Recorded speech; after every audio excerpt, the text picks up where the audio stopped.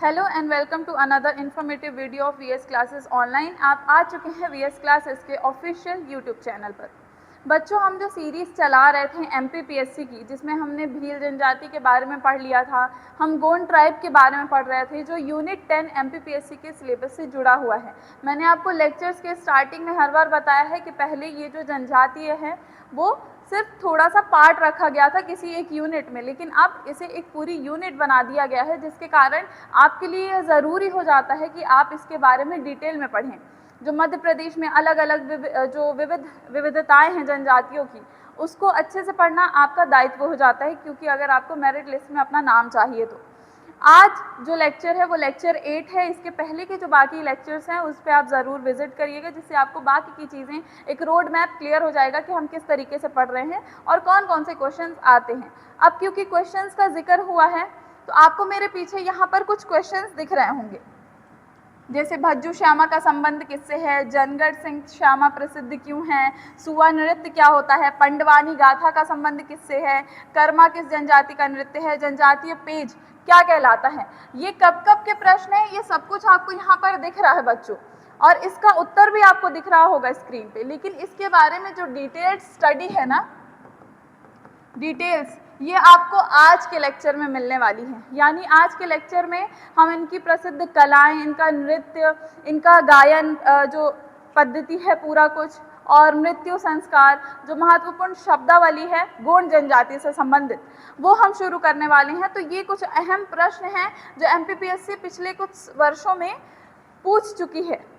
तो इन सारे प्रश्नों के उत्तर और उसका डिटेल्स भी आपको पता चलेगा। साथ ही साथ गोंड जनजाति के ऊपर 2 लेक्चर्स ऑलरेडी हो चुके हैं बच्चों, तो उनको आप ज़रूर देखिएगा, क्योंकि उन लेक्चर्स में मैंने उनका जो भौगोलिक विस्तार है, ठीक है, वो सारी चीज़ें बताई हुई है। किन किन जगहों में कौन कौन सी जनजाति पाई जाती है, भारत में नंबर 1 पर कौन सी जनजाति आती है, मध्य प्रदेश में कौन सी जनजाति पहले, दूसरे और तीसरे स्थान पर आती है, उनकी प्रसिद्ध कलाएं कौन सी है, कौन सी ऐसी कला है जो इंटरनेशनल स्टेज पर भी अपने आप को रिप्रेजेंट कर चुकी हैं, कौन सा ऐसा डांस फॉर्म है जो Guinness book of world record में आ चुका है। ये सारी चीज़ें बहुत इंपॉर्टेंट है यदि आपको एमपीपीएससी में अगर स्कोर करना है तो आज गोंड जनजाति का आखिरी लेक्चर है, जिसमें हम बहुत सारी चीज़ें पढ़ने वाले हैं।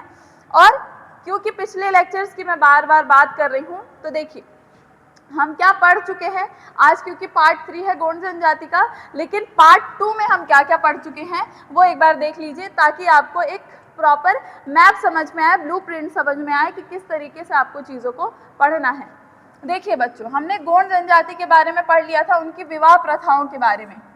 अलग अलग विवाह प्रथाएं हैं, जिसमें मैंने दूध लौटाना, पठौनी विवाह, लमनाई, सेवा विवाह, पैठुल, हट विवाह, ये सब कुछ हम जो है क्लियर कर चुके हैं एकदम अच्छे से, ठीक है। जिसमें मैंने लमनाई एक शब्द है जिसके बारे में मैंने डिटेल में बताया था। फिर दूसरा हमने पढ़ा था वधु मूल्य के बारे में, ठीक है, वधु मूल्य क्या होता है और बरी क्या कहलाती है और इसके की फीचर्स क्या हैं, जो एमपीपीएससी हर बार पूछता है। ये शब्द बहुत ज़रूरी है। फिर देखिए यहाँ पे जो भी चीज़ें आपको पढ़ाई जा रही हैं, प्रश्न उत्तर जो आ चुके हैं उनको देख करके ही बताया जा रहा है। गोंड जनजाति के प्रमुख पर्व और त्योहार, यहाँ से प्रश्न हर बार पूछता है एमपीपीएससी। जो भी जनजातियाँ हैं उनके जो भी पर्व हैं, जो त्यौहार हैं, उसके बारे में पूछा जाता है। जिसमें मैंने आपको गोंड जनजाति का जो पर्व है, मड़ाई, लारूकाज, मेघनाथ, नवाखानी, बिदरी, इनके बारे में पढ़ा दिया था। फिर हमने इनके त्योहारों का जो सांस्कृतिक और कृषि महत्व है, यानी जो गोंड जनजाति है बेटा, उनका जो भी पर्व होता है या जो भी आप कह लीजिए त्यौहार होता है, वो कृषि से किस तरीके से संबंधित होता है, वो सारी चीज़ें मैंने आपको बता दी थी। फिर हमने बेटा देखा था एमपीपीएससी के जो प्रीवियस क्वेश्चंस थे, ईयर के साथ देखा था हमने। मेंस में भी जो क्वेश्चन आ चुके हैं उनके बारे में हमने बात की थी। साथ ही साथ प्री में जो 1 लाइनर क्वेश्चंस आए थे वो भी हमने देखा था। तो यानी आप अगर ये लेक्चर देखते हैं हमारे जो भी वीएस क्लासेस के चैनल पर, जो भी लेक्चर्स एमपीपीएस से रिलेटेड यूनिट 10 के डल रहे हैं, अगर आप वो देखते हैं तो आपका प्री और मेंस दोनों चीज़ क्लियर हो जाएगा। फिर हमने बेटा देखा था एग्रीकल्चर, यानी एग्जाम के टिप्स वगैरह और क्विक रिवीजन किस तरीके से आपको करना चाहिए एग्जाम के पहले, और उसके पहले स्टडी किस तरीके से करनी चाहिए। ये एक क्विक रिकैप समझ लीजिए हो गया। अब एक ये भी समझ लीजिए कि आज की जो हमारी लेक्चर है, आज का जो लेक्चर है उसमें कौन कौन सी ज़रूरी चीज़ें हम देखने वाले हैं और कौन कौन सी ज़रूरी चीज़ आपको पढ़ लेनी चाहिए। देखिए, गोंड जनजाति की कला और संस्कृति आज का विषय सूची होगा, यानी Gond tribe, their art and culture, ये हमारा मेन फोकस होगा फॉर द टुडेज लेक्चर। अब इसमें देखिए प्रस्तावना हम देखेंगे, गोंड संस्कृति और उसके परिचय के बारे में समझेंगे। फिर बेटा हम देखेंगे मेजर फोक डांसेस जैसे कर्मा, सुआ, कहरवा, भड़ौनी, ये इनके प्रमुख डांस फॉर्म होते हैं, इनके बारे में हम देखेंगे। तीसरा हम पढ़ेंगे बेटा लोक गीत के बारे में, कर्मा गीत भी होता है, कर्मा डांस भी होता है इनका, उसके बारे में जानेंगे। फिर ददरिया, शैला, ये इनका ये समझ लीजिए ये सारे जो फॉर्म्स हैं ना इनके लोकगीत के, ये क्यों काम आते हैं वो भी आपको समझ में आएगा। फिर हम देखेंगे प्रमुख कथाएं और महाकाव्य, जो इनके महाकाव्य हैं जो गोंड जनजाति के, उसमें रामायणी और पंडवानी। पंडवानी का बहुत ज़्यादा इम्पोर्टेंस आज भी आपको बहुत सारे छत्तीसगढ़ के कई इलाकों और मध्य प्रदेश में आज भी देखने को मिलेगा, क्योंकि पंडवानी जो है वो 5 पांडवों की कहानी से जुड़ा हुआ है, लेकिन किस तरीके से उन 5 पांडवों में भीम को अहम किरदार के तौर पर दिखाया गया है वो सारी चीज़ें आज आप समझेंगे। ठीक है, फिर उसके बाद से हम 5वीं जो चीज़ आज पढ़ेंगे, विशिष्ट मृत्यु संस्कार, पाटो प्रथा क्या होती है, महादान क्या होता है, कुंडा मिलान क्या होता है। इनके में जो मृत्यु संस्कार है, जैसे इनके में दफनाने की प्रथा हमेशा से रही है, लेकिन अब क्योंकि समय बदल रहा है तो चिता को अग्नि देना, ये सारे जो संस्कार हैं वो भी शुरू कर दिए गए हैं। ठीक है, फिर परीक्षा उपयोगी जो शब्दावलियां हैं, यानी ट्राइबल टर्मिनोलॉजीज के बारे में हम जानेंगे, जो प्रमुख शब्द हैं जिसके बारे में एमपीपीएससी आपको पूछता है। जैसे मैंने अभी आपको क्वेश्चन में दिखाया था, एक क्वेश्चन था पेज करके, तो वो सारी चीज़ें आपको जान लेनी चाहिए। फिर एमपीपीएससी पिछले वर्षों में जो कुछ ज़रूरी सवाल जो हैं वो हम देखेंगे लास्ट में, जो मैंने अभी आपको दिखाया था। सारी चीज़ें पढ़ने के बाद से उन सारे क्वेश्चन के आंसर आप देंगे। तो सारी चीज़ें पढ़ने के लिए, समझने के लिए आपको वीडियो के एंड में जुड़े रहना पड़ेगा। और जैसे क्योंकि हम गोंड परंपराओं के बारे में, उनकी संस्कृति के बारे में, उस जनजाति के बारे में पढ़ रहे हैं, तो कई बार पढ़ते वक्त बेटा, क्योंकि अगला हम बैगा जनजाति को हो सकता है शुरू करें और हमने भील जनजाति को पढ़ लिया है, तो इन सारी जनजातियों को पढ़ते वक्त कई बार आपको ऐसा लगेगा कि इनकी जो कला है, इनकी जो संस्कृति है, उसमें कहीं ना कहीं थोड़ी बहुत समानताएं आपको देखने मिल सकती हैं, जिसके कारण कई बार जो तथ्य हैं, जो फैक्ट्स है, उसमें आपको विरोधाभास देखने मिलेगा। तो आपको कंफ्यूज बिल्कुल नहीं होना है। जैसे मैंने आप हमारे चैनल की शॉर्ट सेक्शन में जब आप जाएंगे तो वहाँ पे आपको दिखेगा कि जो खेती होती है, चिमाता क्या होता है, ठीक है, ये कुछ अलग अलग फॉर्म्स हैं उनके, तो वो सारी चीज़ें भी आपको कन्फ्यूजन दूर हो जाएंगी। यहाँ पे लगता सिमिलर है, समानताएं होती हैं, लेकिन तथ्य एकदम अलग अलग रहते हैं। उसके बावजूद ऐसा लगता है कि तथ्यों में कहीं ना कहीं बैगा जनजाति, भील जनजाति, गोंड जनजाति, उनकी जो नृत्य हैं, उनकी जो लोकगीत है, उसमें कहीं ना कहीं विरोधाभास दिखता है। तो वो चीज़ क्लियर करने के लिए आपको क्या करना होगा, पढ़ना होगा। पढ़ना ही एकमात्र आपको सुझाव दे सकती हूँ मैं। ठीक है, तो ये हमने रिकैप देख लिया। आपने क्या क्या देख लिया, चलिए रिकैप आपने जान लिया, और टेबल ऑफ कंटेंट आज क्या क्या पढ़ने वाले हैं वो सारी चीज़ें भी हमने देख ली। गोंड जनजाति, संस्कृति और लोक परंपराएं आपका ये मास्टर क्लास होगा, ये समझ लीजिए लास्ट क्लास है यूनिट 10 के ऊपर, जिसमें नृत्य एवं कला, लोकगीत और गाथाएं, मृत्यु संस्कार और शब्दावली, ये हमारा गोंड जनजाति यहाँ पे आज समाप्त हो जाएगा।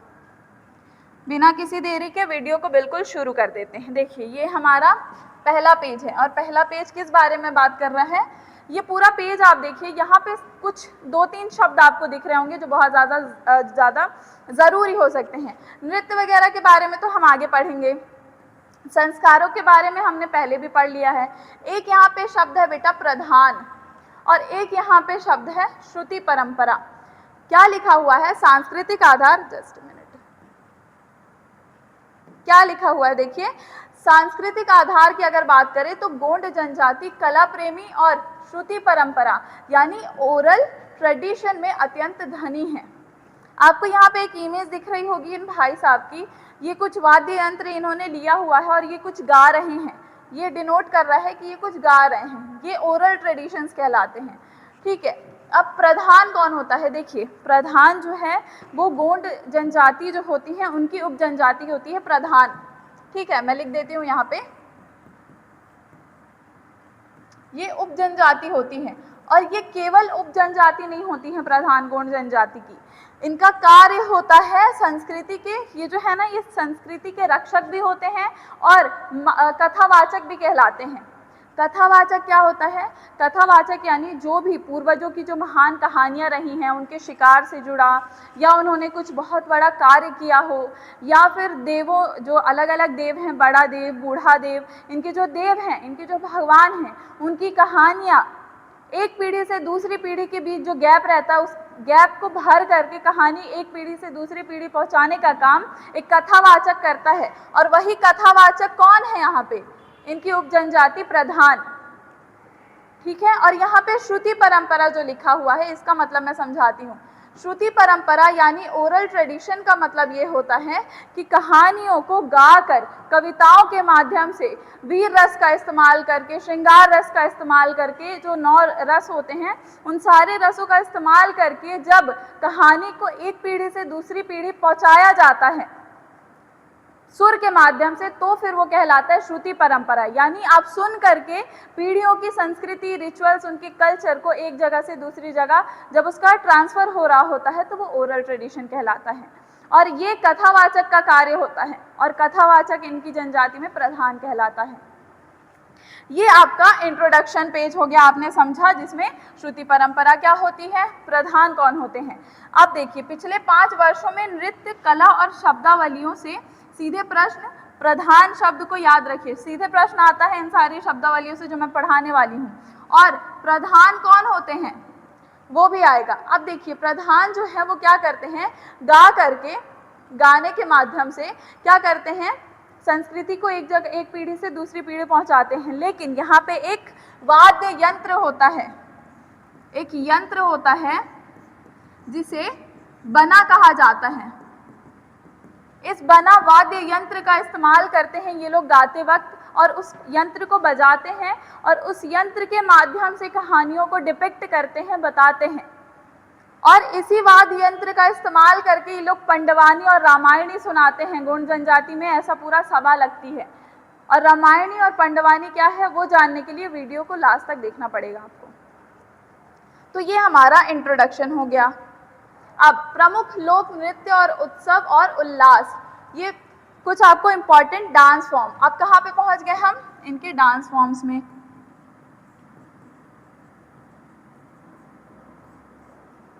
क्या बता रहा है, सबसे पहला जो डांस फॉर्म है बेटा वो कर्मा नृत्य है। देखिए, मैं ना देखूं लेकिन कंटेंट दिखना चाहिए। लोक नृत्यों का राजा होता है ये, जो सबसे बड़ा डांस फॉर्म है ना गोंड जनजाति में, वो कर्मा नृत्य है। और ये जो नृत्य है ये केवल महिलाओं के द्वारा खास तौर पर किया जाता है, महिलाएं ही करती हैं इसको। ठीक है, और करमदेव, करमदेव कौन होते हैं, जो भाग्य के देवता कहलाते हैं, इनके में भाग्य देवता, उनको प्रसन्न करने के लिए ये कर्मा नृत्य किया जाता है। और ये खास तौर पर शादियों के समय या अन्य शादियों, या फिर आप ये समझ लीजिए जब नई फसल होती है, शादी नहीं, जब नई फसल लगाने वाले होते हैं ये लोग, उस समय ये नृत्य किया जाता है। और किसी उत्सव में भी करते हैं, पर खास तौर पर महिलाएं उसी समय ये नृत्य करती हैं। और सबसे खास बात क्या है कर्मा नृत्य की, कि इसे गिनीज बुक में शामिल किया गया है। और देश का पहला ऐसा नृत्य फॉर्म है, डांस फॉर्म है, जिसे Guinness book of world record में शामिल किया गया है, गोंड जनजाति का कर्मा नृत्य। तो यहाँ से आपको फैक्ट भी मिल गया और आप जान भी गए। तो इसके बारे में आपको क्या पता चला कि कर्मा जो नृत्य है वो सबसे बड़ा डांस फॉर्म है सारे डांस फॉर्म्स में। ये सबसे पहला ऐसा डांस फॉर्म है जिसे Guinness book of world record में शामिल किया गया है। इसे महिलाओं द्वारा किया जाता है कर्मदेव को क्या करने के लिए, प्रसन्न करने के लिए। और कर्मदेव जो हैं उन्हें, कर्मदेव को भाग्य का देवता यानी भाग्य सुनिश्चित करने वाले देवता को प्रसन्न करने के लिए किया जाता है। ये कुछ आपको फैक्ट्स पता चल गए। तो ये हमारा पहला डांस फॉर्म था। ये हमारा दूसरा आ गया कहरवा नृत्य फॉर्म। इसमें क्या होता है, एक ताल होती है। भारतीय संस्कृति में संगीत को अगर आप देखेंगे ना तो वो इतनी गहरी होगी कि आपको चीज़ें समझ नहीं आएंगी। लेकिन मैं आपको अगर ऊपरी तौर पर समझाऊं तो 8 तालों वाली यानी 8 मात्राओं वाली एक ताल होती है जिसे कहरवा ताल बोला जाता है। 8 मात्राओं वाली, ये शास्त्रीय संगीत की थोड़ी सी क्लासिकल म्यूजिक की चीजें हैं। 8 मात्राओं वाली एक ताल होती है जिसे कहरवा ताल में इस्तेमाल किया जाता है। और कहरवा नृत्य किया कब जाता है? कुछ भी खुशी का अवसर होता है, विवाह हो या कुछ मंगल चीजें हो गई हो परिवार में, तो उस अवसर पर खुशी उत्पन्न होती है और उसे प्रकट करने के लिए समाज के सामने ये नृत्य किया जाता है। और क्योंकि आपने कर्मा नृत्य में देखा था ये केवल महिलाएं कर रही थी, ठीक है। ये वाला जो नृत्य है बेटा, ये पुरुष और महिलाएं दोनों ही करती हैं, ठीक है। अब हमारा तीसरा आ जाता है, तीसरा फॉर्म, तीसरा है भड़ौनी नृत्य।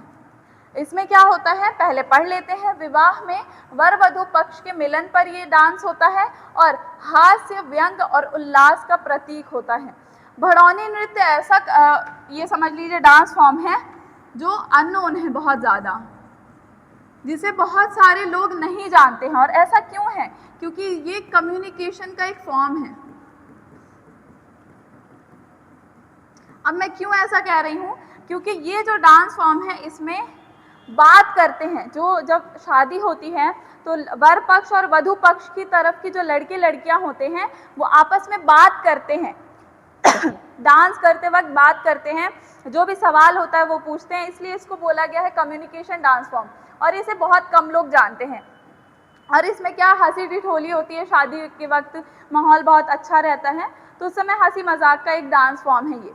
तो इसमें हमने 3 पढ़ लिया, कर्मा नृत्य, कहरवा नृत्य और भड़ौनी, जिसमें कर्मा जो है Guinness book of world record में शामिल है। अब चौथा डांस फॉर्म क्या है? चौथा है हमारा सजनी और दीवानी नृत्य। नाम से थोड़ा सा आपको समझ आना चाहिए, ये जो है महिलाओं द्वारा ही किया जाता है। और ये जो कर्मा शैली का जो डांस है, जो आपने कर्मा नृत्य देखा था, उसका एक श्रृंगारिक उपरूप है, यानी सब डिवाइड किया गया है कर्मा नृत्य को, उसका एक सब टाइप है, जिसमें क्या होता है, प्रेम श्रृंगार। इसमें जो प्रेमिकाएं होती हैं अपने प्रियतम के प्रति जो भी प्रेम भावना है उसको व्यक्त करने के लिए ये डांस करती हैं, ठीक है। और इसमें मतलब महिलाएं भी होती हैं और किशोरियां भी होती हैं। तो ये भावपूर्ण प्रस्तुति होती है, बहुत ज़्यादा इमोशनल होता है वो। फिर हमारा 5वां डांस फॉर्म है सुआ नृत्य, पैरेट डांस बोलते हैं इसको। अब यहाँ पे जो शब्द है ना सुआ, इसका मतलब ही होता है पैरेट इसका मतलब ही होता है पैरेट। अब क्या होता है, ये जो है ना खास तौर पर दिवाली के अवसर पर किया जाता है। जब भी दिवाली आती है तो उस समय महिलाएं करती हैं और किशोरियां करती हैं, यानी जिनकी शादी हो गई हो या जो महिलाएं होती हैं वो भी करती हैं, किशोरियां भी करती हैं। लेकिन ये करती क्यों हैं? ये लोग क्या करती हैं, मिट्टी का एक तोता बनाती हैं, जैसे आपको यहाँ पे दिख रहा होगा ना इमेज में बच्चों, एक मिट्टी का तोता बनाती हैं और उसे धान से ढक देती हैं और उसके इर्द गिर्द ये लोग क्या करती हैं, डांस करती हैं। और ये लोग क्या करती हैं, प्रेम का प्रतीक मानती हैं शिव और पार्वती को, तो उसी का प्रतीक मान करके इस तोते के इर्द गिर्द डांस करती हैं। और सुआ नृत्य की सबसे खास बात यह है कि इसमें किसी भी वाद्य यंत्र का इस्तेमाल नहीं होता। जो महिलाएं होती हैं वो पैर की थाप और हाथ की ताल से जो लय निकलती है उस पर डांस करती हैं। आप देखिए कितने सारे वेरिएंट्स मिल रहे हैं आपको, इतने सारे डांस फॉर्म हैं और सबकी कुछ अलग अलग खासियत है। तो हमने 5 खास तौर पर हमने पढ़ लिया, कौन कौन से एक बार फिर से देख लेते हैं ताकि आपको रिवाइज भी होती जाए चीजें। हमने कर्मा नृत्य देख लिया, कहरवा देख लिया, भड़ौनी नृत्य देख लिया, साथ ही साथ फिर हमने सजनी और दीवानी एक ही है, फिर हमने सुआ नृत्य भी देख लिया।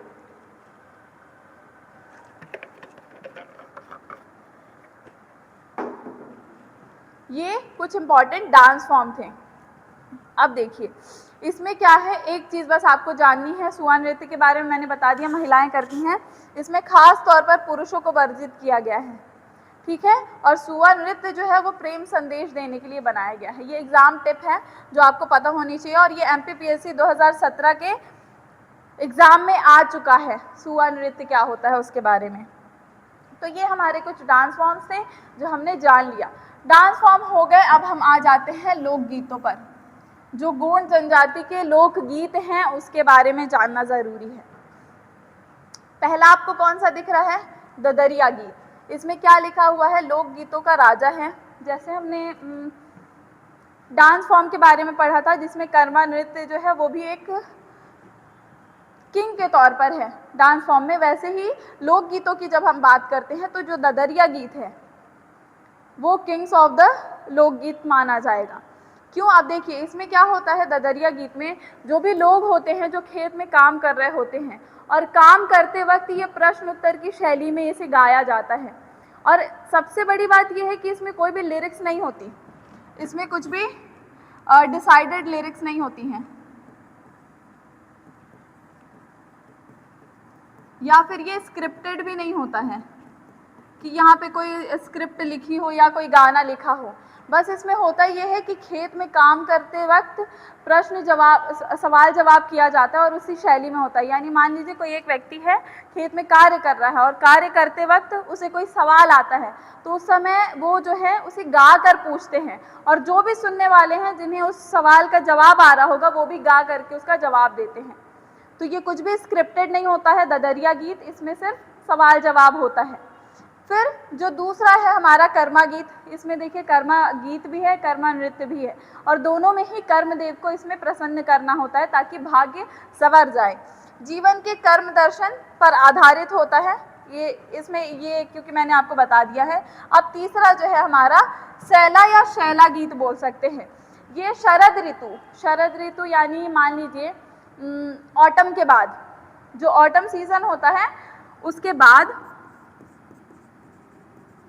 उसके बाद किया जाता है सैला गीत। अब इसमें क्या होता है, इसमें एक रस का इस्तेमाल होता है, वीर रस का इस्तेमाल किया जाता है सैला गीत में। और ये इसलिए किया जाता है कि जो पूर्वजों की कहानियां हैं, जो शिकार की बड़ी बड़ी कहानियां हैं, जो देव हैं, जो उत्साह है, जो समाज में जो हमने अच्छा कार्य किया है उसको एक पीढ़ी से दूसरी पीढ़ी पहुंचाने के लिए सैला गीत का इस्तेमाल किया जाता है। माफ कीजिएगा, सैला गीत का इस्तेमाल किया जाता है। और इसमें क्या होता है, इसमें जो है जो पुरुष होते हैं वो लकड़ी का इस्तेमाल करते हैं या ये समझ लीजिए डंडे, बड़े डंडे का इस्तेमाल करते हैं और उसका इस्तेमाल करके डांस करते हैं और डांस करते वक्त ये गीत गाते रहते हैं। वीर रस का इस्तेमाल होता है इसमें। और शरद ऋतु के बाद होता है अब वीर रस, जैसे साहस के बारे में बताने के लिए या उत्साह दिखाने के लिए। जैसे आपने सुना होगा बुंदेले हर बोलो के मुँह, हमने सुनी कहानी थी, खूब लड़ी मर्दानी वह तो झांसी वाली रानी थी। तो इसमें क्या है, इन दो लाइनों में वीर रस है, हम साहस की बात कर रहे हैं जो रानी लक्ष्मीबाई ने किया था। तो वैसे ही यहाँ पे भी ये लोग क्या करते हैं, अपनी कहानियों को इसी तरीके से वीर रस का इस्तेमाल करके डिपिक्ट करते हैं। ये तीन हमने गीत के जो फॉर्म थे वो देख लिए। फिर भड़ौनी गीत आ गया।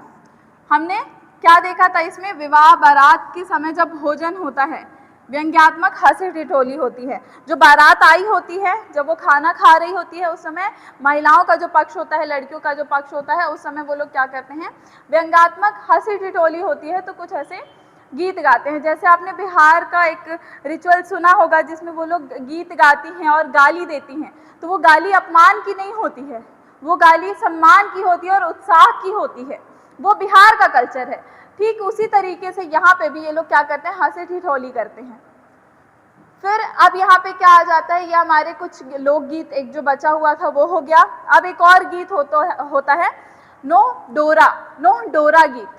देखिए नो डोरा जो है वो आर्ट फॉर्म भी है और ये एक गीत भी है। तो ये दोनों चीजें हैं यहाँ पे। जैसे आपने कर्मा नृत्य भी देखा था और कर्मा गीत भी देखा, वैसे नो डोरा एक आर्ट फॉर्म है और एक गीत भी है। इसमें जैसे कि आप देख रहे होंगे, जैसे आप दिवाली में रंगोली बनाते होंगे घर के बाहर, वैसे ही जो गोंड जनजाति की महिलाएं होती हैं वो दीवारों पर कुछ आकृतियां उकेरती हैं, जैसे आपको यहाँ पर दिख रहा होगा। तो ये आकृति बनाते वक्त वो लोग उल्लास में गीत गाती हैं और उसी गीत को नोडोरा गीत बोला जाता है। दीपावली विवाह पर दीवारों में जो भित्ति चित्रकला या वॉल आर्ट किया जाता है, उस समय मांगलिक गान यही गाया जाता है। अब आता है झूम झूमा या झूम झूम गीत भी बोलते हैं इसको। ये कर्मा शैली का तेज और लयबद्ध उल्लास गीत है जो उत्साह के चरम पर गाया जाता है। हमने कर्मा में देखा उसमें धीरे धीरे वो लोग डांस करती हैं महिलाएं, लेकिन जो उसमें और ज़्यादा एनर्जी लग जाए तो उसे झूम-झूमा गीत बोला जाता है। ठीक है, तो हमने 6 गीत के फॉर्म्स पढ़ लिए, हमने 5-6 हमने डांस के भी फॉर्म्स पढ़ लिए गोंड जनजाति के। इतनी डिटेल में आपको गीत और नृत्य की वीडियो नहीं मिलेगी। अब कला और संस्कृति पे आ जाते हैं। क्या क्या देख लिया बच्चों? हमने डांस फॉर्म देख लिया, हमने लोकगीतों के बारे में देख लिया। एक बार जब रिवीजन होगा तो सारी चीज़ें आपको वीडियो के एंड होने के पहले सब कुछ खुद याद हो जाएंगी। अब कला और संस्कृति की बात कर लेते हैं, यानी आर्ट और कल्चर की।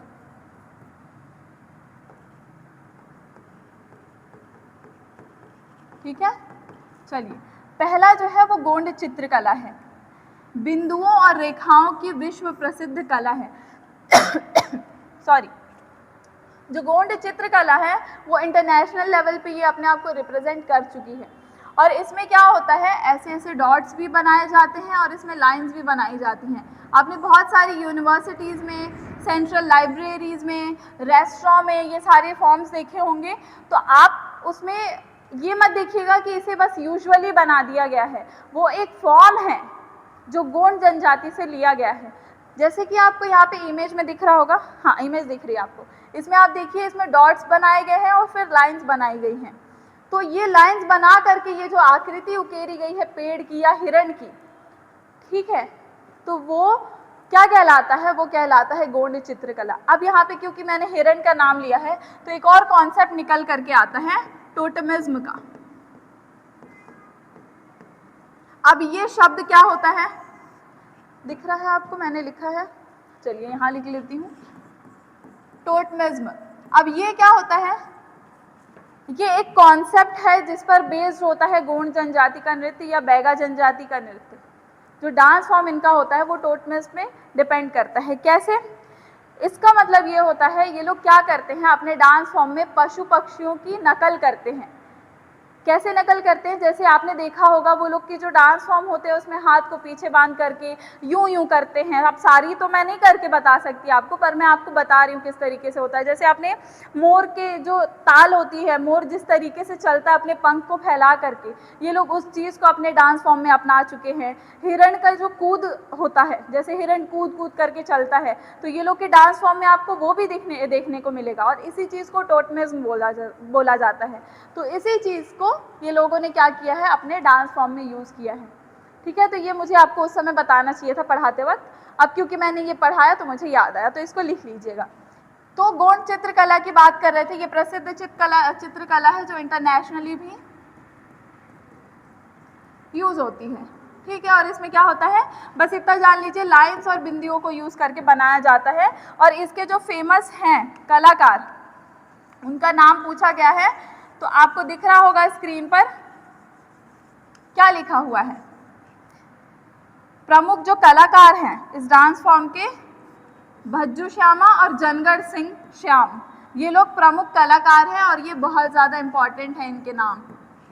फिर आता है डिगना कला। डिगना कला क्या होता है, विवाह और त्योहारों पर। देखिए इसमें खास बात ये है कि ये ना ट्रायंगल्स को यूज़ करके या लाइंस को यूज़ करके या स्क्वायर को यूज़ करके या रेक्टेंगल को यूज़ करके, ये जो अलग अलग मैथमेटिकल सिंबल्स होते हैं, जो ज्यामिति पैटर्न होते हैं, उसका इस्तेमाल करके जब आर्ट फॉर्म बनाया जाता है तो उसको डिगना कला बोलते हैं। और ये दीवारों पर बनाए जाते हैं, ज़मीन पर भी ये लोग बनाते हैं, और ये विवाह या फिर किसी भी बड़े उत्सव पर कर लिया जाता है। तो एक तरफ आपने पढ़ा गोंड चित्रकला जो डॉट्स और लाइंस का यूज़ करते हैं, और इसके प्रमुख जो कलाकार हैं वो भज्जू श्याम, जनगढ़ सिंह श्याम हैं। वहीं जो डिगना कला है वो मैथमेटिकल सिंबल्स या जो ज्यामितीय पैटर्न है उसका इस्तेमाल करके बनाया जाता है। फिर हमारा तीसरा है नोहडोरा कला। नोहडोरा आपने अभी गीत भी देखा, ठीक है, तो ये नोहडोरा कला भी होती है। जैसे मैंने अभी आपको बताया था कि कला भी और गीत भी है, तो इसमें कला में क्या होता है, मिट्टी की दीवारों पर उंगलियों से उकेरे गए जो प्राकृतिक अलंकरण होते हैं, जैसे गीली मिट्टी रहती है उसको थाप देते हैं, ठीक है, और उसके बाद उस पर उंगलियों से कुछ आकृतियाँ बनाई जाती हैं, और इसका फेमस एक ये भी वर्जन है, जैसे आपने देखा होगा वॉल आर्ट जो होता है उसमें बनाया जाता है, सीनरीज जो बड़ी बड़ी होती हैं जिस पे लोग पेंट करते हैं, उस पर भी मिट्टी को थाप करके उस मिट्टी को गीली तरीके से बना के फिर उससे उंगलियों से कुछ आकृतियाँ बनाई जाती हैं जो बहुत लाखों में बिकती हैं, क्योंकि शौकीन लोग उसे खरीदते हैं और उसमें मेहनत होती है। तो ये एक नोडोरा कला हो गया। फिर ढांडा, ये भी एक है जिसमें ये हाथ के लिए बनाया जाता है, इसमें 6 बिंदुओं का इस्तेमाल किया जाता है। आपने देखा होगा यहाँ पर बिंदुओं से बनाया जाता है कुछ, फिर यहाँ पर बनाया जाता है, हाथ पर बनाते हैं। तो इसमें क्या होता है, 6 बिंदुओं से बनी मानव आकृति वाला एक पवित्र गुदना, यानी ये टैटू फॉर्म है, विशेषकर बाजुओं पर बनाया जाता है। आपने देखा होगा, ये बहुत ज़्यादा कॉमन है। तो ये इनकी कला और संस्कृति के बारे में हो गया। अब लोक गाथाएं, गोंड जनजाति की जो प्रमुख लोक गाथाएं हैं उसमें कौन कौन सी हैं? गोंडी रामायणी और दूसरा है पंडवानी। पंडवानी मेरा बहुत ज़्यादा फेवरेट है, क्योंकि जब हम पढ़ा करते थे कॉलेज टाइम में तो ये डिटेल में हमारी जो शिक्षिका थी वो हमें बहुत डिटेल में इसे बताया करती थी। ठीक है, तो राम कथा का जो जनजातीय स्वरूप है उसमें देखिए रामायणी में क्या होता है, भगवान राम के बारे में बहुत अच्छे से कहानी डिपिक्ट की जाती है, लेकिन साथ ही साथ इसकी खास बात यही है कि इसमें राम के साथ साथ जो लक्ष्मण जी हैं उनको अहम किरदार दिखाया गया है। इसके प्रधान जो है वो गायक होते हैं, प्रधान इसे गाते हैं। मैंने बताया था प्रधान स्टार्टिंग में कौन होते हैं। और इसमें भगवान राम के साथ साथ लक्ष्मण का चरित्र अति महत्वपूर्ण माना गया है गोंड जनजाति में। तो ये होता है रामायणी। फिर दूसरा है पंडवानी, महाभारत की कथा पर आधारित होता है और गोंड प्रधान वाचिक परंपरा है। फिर अब इसके महानायक कौन होते हैं? भीम होते हैं। 5 पांडवों में भीम को महानायक बताया जाता है पंडवानी में, और इसी रूप में प्रस्तुत किया जाता है। और वैश्विक पहचान इसकी तीजन बाई ने करवाई थी और झाड़ूराम देवगन ने। ठीक है, ये कुछ लोक गाथाएं हैं, यानी डांस फॉर्म हो गया, गीत हो गया, आर्ट फॉर्म हो गया, लोक गाथाएं हो गई। 5वां जो हमारा टॉपिक है वो मृत्यु संस्कार है। अब जैसे कुछ संस्कृति में, कुछ कला, कुछ रिचुअल्स में या कुछ धर्म या जाति में अलग अलग संस्कार होते हैं। कुछ लोग अग्निदाह करते हैं या कुछ लोग दफनाने में यकीन रखते हैं। इनके में पहले दफनाया जाता था, लेकिन अब धीरे धीरे इनके में भी अग्नि संस्कार है वो भी किया जाने लगा है। गोंडों की मान्यता, द कोर बिलीफ, देखो मृत्यु के बाद आत्मा नष्ट नहीं होती ऐसा गोंड जनजाति मानती है, बल्कि हनाल यानी पितृ देवता बन जाती है। इनके में एक देवता होते हैं, ठीक है, और इनका ये मानना है कि जब भी किसी गोंड जनजाति के किसी व्यक्ति की मृत्यु होती है तो उनकी जो आत्मा होती है वो जीवित रहती है और वो जीवित रह करके पितृ देवता यानी वो हनाल बन जाती है। ये प्रमुख शब्दावली है जो पूछेगा आपसे, तो हनाल क्या होता है ये आप जान लीजिएगा। फिर दूसरा है पाटो या पठु प्रथा। इसमें क्या होता है, मृत्यु के जो 10वें दिन ये लोग क्या करते हैं, विधवा जो पत्नियां होती हैं उनके श्रृंगार पटार की जो चीज़ें होती हैं उसे नष्ट करवाते हैं।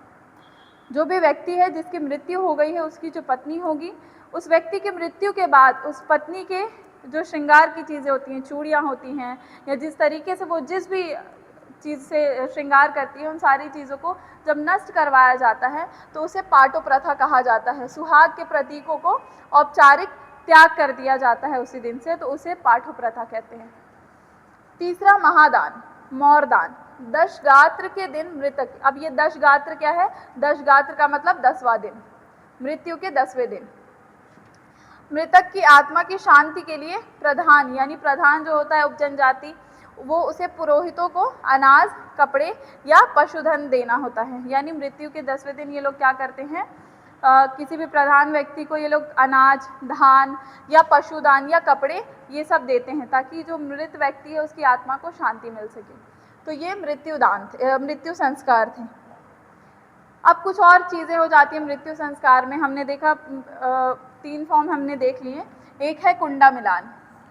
दशगात्र जब भी मैं बोलूँगी तो 10वां दिन समझिएगा या फिर मृत्यु के कुछ दिन बाद। दशगात्र के दिन मृतक की आत्मा को पूर्वजों यानी पितरों के साथ मिलाने की रस्म होती है। यानी ये लोग मानते हैं कि मृत्यु के बाद आत्मा अमर हो जाती है, तो कुंडा मिलान होता है उसके लिए। 10वें दिन जब होता है तो उसे कुंडा मिलान बोला जाता है। शोक गीत इनके में नहीं होता है, याद रखिएगा, ये लोग शोक गीत नहीं मनाते हैं, शोक गीत नहीं होता है इनके में। मृत्यु पर रोने वाले गीत नहीं गाए जाते हैं, इसके बजाय जीवन की निश्वरता दर्शाने वाली कर्मा या ददरिया गाए जाते हैं। कर्मा गीत और ददरिया क्या होते हैं वो मैंने आपको बताया है, और इनके में शोक गीत नहीं होता है। और आखिरी है अंतिम संस्कार। शव यात्रा मार्ग पर कटीली झाड़ियाँ रख दी जाती हैं। जब शव यात्रा निकलती है या अंतिम संस्कार जिसे आम बोलचाल में बोला जाता है, उस समय ये लोग क्या करते हैं, जब शव लेकर के जाया जाता है तो पीछे घर के रास्ते से लेकर शव यात्रा जहाँ तक जाती है उसके पीछे कटीली झाड़ियाँ रख दी जाती हैं। और इसके पीछे ये मान्यता है गोंड जनजाति की कि जो आत्मा है वो वापस लौटकर घर को ना चली जाए, जिससे अशांति हो जाएगी, उस चीज़ को रोकने के लिए ये लोग ये परंपरा निभाते हैं। तो ये हमारा जो दार्शनिक या आप समझ लीजिए उनकी जो रिचुअल है मृत्यु संस्कार को लेकर के, वो मैंने आपको समझा दिया। अब महत्वपूर्ण जनजातीय शब्दावली, ये बहुत छोटी छोटी चीज़ें हैं जिसे आपको समझनी है। बारी हम सबके घर के पीछे होती है, जिसमें हम कुछ फल सब्जियां ये सब लगाते हैं। घर के आंगन या पिछवाड़ी की स्थायी कृषि होती है जिसे बैकयार्ड फार्मिंग बोलते हैं, जिसमें ये लोग सरसों, मक्का, सब्जी ये सब लगाते हैं, और ये झूम खेती के बिल्कुल विपरीत होती है। फिर आता है पेज, ये आपको क्वेश्चन में आया था पिछले एग्जाम में, पेज क्या होता है। मक्का या कोदो कुटकी से बना गोंडों का मुख्य पौष्टिक पेय पदार्थ भी होता है और भोजन भी होता है। यानी कोदो कुटकी जो इनका एक सबसे प्रमुख ये समझिए पौष्टिक आधार है, उससे ये लोग या तो पीने की चीज़ या भोजन बनाते हैं कोदो कुटकी से, और उसे ही बोला जाता है पेज। थोड़ा सा यहाँ पे डिस्टर्बेंस हो गया है।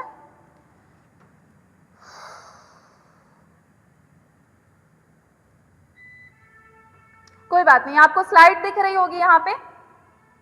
हनाल, मृत्यु के बाद परिवार से जुड़े रहने वाली पितृ देवताओं की आत्माएं होती हैं। आपको स्लाइड दिख रही है, स्लाइड देखते रहिए, थोड़ी बहुत डिस्टर्बेंस आती रहती है हर जगह। अब देखिए हनाल मैंने आपको बता दिया था स्टार्टिंग में ही बच्चों, चलिए थोड़ा बहुत दिख रहा। हनाल क्या होता है, जब मृत्यु हो जाती है व्यक्ति की, ठीक है, तो उस समय उनकी जो आत्मा है उसे अमर माना जाता है और उन्हें ये समझा जाता है कि वो पितृ देवता में बदल चुके हैं, तो उसे हम हनाल कहते हैं गोंड जनजाति में। ऑलमोस्ट हमारा टॉपिक खत्म हो गया। अब जो क्वेश्चन से हमने शुरू किया था वही क्वेश्चन अब आप देखिए और कहिए कि आपको नहीं समझ में आ रहा, क्योंकि सारी चीज़ें तो हम पढ़ चुके ना बच्चों। जैसे मैंने आपको बताया था भज्जू श्याम किससे जुड़े हुए हैं, गोंड चित्रकला, मैंने आपको बताया जो लाइंस और डॉट से बनाया जाता है, और ये पूछा गया था MPPSC 2018 में। फिर दूसरा हमने जनगढ़ सिंह श्याम के बारे में पढ़ा था, जो प्रसिद्ध है किस कला के लिए, जो प्रसिद्ध है गोंड चित्रकला, और गोंड में भी ये जिसे महिलाएं बनाती हैं, सॉरी गोंड चित्रकला से जुड़ा हुआ है। फिर सुआ नृत्य, मैंने बताया था पैरेट, मिट्टी का पैरेट बनाया जाता है और उसके आसपास महिलाएं नृत्य करती हैं, तो उसे वो किससे जुड़ा हुआ है, वो गोंड और बैगा। गोंड और बैगा मैंने बताया था आपको विरोधाभास होगा, जब भी आप नृत्य या फिर गीत, लोकगीत पढ़ेंगे इन अलग अलग जनजातियों का, तो उस समय आपको ऐसा लगेगा कि सेम है, ठीक है। तो ये आया था आपका MPPSC 2017 में। फिर पंडवानी मैंने बताया 5 पांडवों से जुड़ा हुआ है, जिसमें भीम को महानायक दिखाया जाता है और कथाएं सुनाई जाती हैं, और कथा वो प्रधान सुनाता है जो गोंड जनजाति में उप जनजाति हैं। तो ये पूछा गया था आपसे 2010 में पूछा गया था।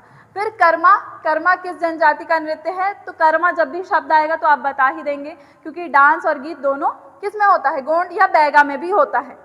फिर जनजातीय पेज क्या है, जनजातीय पेज एक मुख्य पेय पदार्थ है या फिर भोजन, पौष्टिक भोजन है जो बनाया जाता है कोदो कुटकी से। ये आपकी सारी चीज़ें कंप्लीट हो गई ऑलमोस्ट। हमने क्या क्या चीज़ें पढ़ ली, एक बार वापस से टेबल ऑफ कंटेंट देखिए तो आपको, ताकि आपको चीज़ें याद आए। हमने इंट्रोडक्शन देखा, इंट्रोडक्शन में हमने क्या पढ़ा था, हमने श्रुति परंपरा के बारे में पढ़ा, उनके ओरल ट्रेडिशन के बारे में पढ़ा, प्रधान के बारे में जाना, और किस वाद्य यंत्र का इस्तेमाल करते हैं ये लोग संस्कृति को एक पीढ़ी से दूसरी पीढ़ी ले जाने के लिए, जिसे बना कहते हैं। फिर प्रमुख लोक नृत्य पढ़ा, जिसमें कर्मा, सुआ, ददरिया ये सारी चीज़ें हमने पढ़ी थी। कहरवा, प्रमुख लोकगीत में कर्मा गीत, शैला गीत, वीर रस का इस्तेमाल करते हैं, वो हमने देखा। फिर चौथा हमने कथाएं और महाकाव्य देखी। फिर मृत्यु संस्कार देखा, मृत्यु संस्कार में पाटो प्रथा वगैरह होती है और अग्निदाह भी शुरू हो गया है, कटीली झाड़ियाँ बिछाई जाती हैं, ये देख लिया। फिर परीक्षा उपयोगी जो शब्दावली हैं वो हमने देख लिया। फिर जो इम्पॉर्टेंट क्वेश्चन थे जो पिछले साल आ चुके हैं, एमपीपीएससी पूछ चुकी है, वो देख लिया। सारे लेक्चर्स अच्छे से देखिएगा। गौंड जनजाति पे 3 लेक्चर आपको हमारे चैनल की प्लेलिस्ट में मिलेंगे, पूरे देखिएगा, आपको पूरा समझ में आ जाएगा, कहीं और कुछ भी देखने की ज़रूरत नहीं पड़ जाएगी आपको। वो पढ़ लेंगे तो आपका पूरा कंप्लीट हो जाएगा। मिलते हैं आपसे अगले लेक्चर में और फिर किसी नई जनजाति के बारे में हम डिटेल में पढ़ेंगे। धन्यवाद।